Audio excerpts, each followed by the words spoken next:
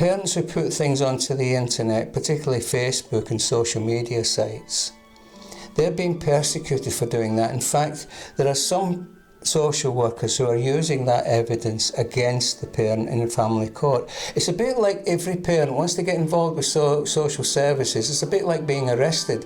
Everything you say will be written down and used in evidence against you.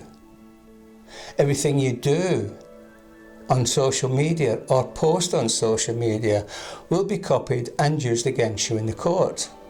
So from then on, just remember, once social services are involved with you, you are living in a goldfish bowl, viewed from all sides, from all angles, and they're just waiting for you to make one slip, and that goes down on record and it goes against you in the court. This is something that I obviously feel very, very strongly about, but people have been brainwashed into thinking that all men are perpetrators. And there's certain things that they don't want to believe but are nonetheless absolutely true. And these are things that are making a bad situation even worse. This is why we never get to the truth of the whole situation. We never get to the actual grounding basis of the whole thing, which is this. Children are more likely to be abused, far more likely to be abused, by friends and family of the mother. You can think of more reasons for that, but that's the fact of it. That's just what actually happens. That's the statistics. Some people say 85%, some people say it's 90-some%.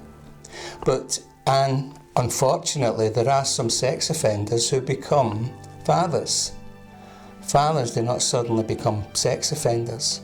And so when you boil it down to the number of people in institutions that have abused children, or likely to abuse children, the neighbours and people that they're acquainted with, adults that they're acquainted with, that percentage is below 10%. And when you actually boil the rest of it right down, you finish up with a very, very minute percentage of children who are abused by their own father. And the chances are that that was not the first sex offence that the father actually committed. So that's the truth of it.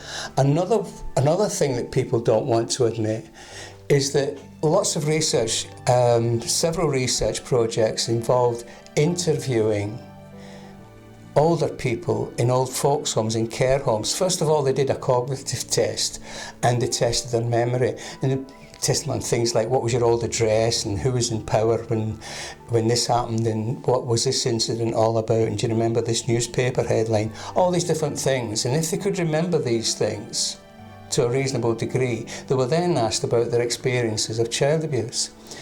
The result was that the further back into history you go, certainly in modern history in the UK, the chances of being abused were extremely rare, exceptionally rare. In fact, it's as rare as some regions still maintain today.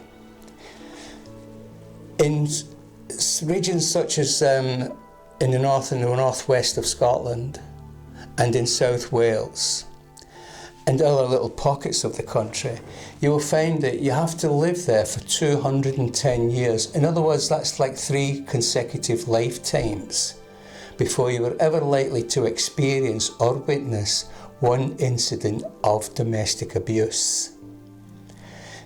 Now you contrast that with the big cities and some of the urban areas and suburban areas even in the rest of the UK, and you've got the basis of what the problem is. It's not how you live, it's where you live that matters. Please subscribe if you haven't done already and tick on the bell for notifications and click a like if you liked the video. Thanks for listening, I do appreciate it, thank you.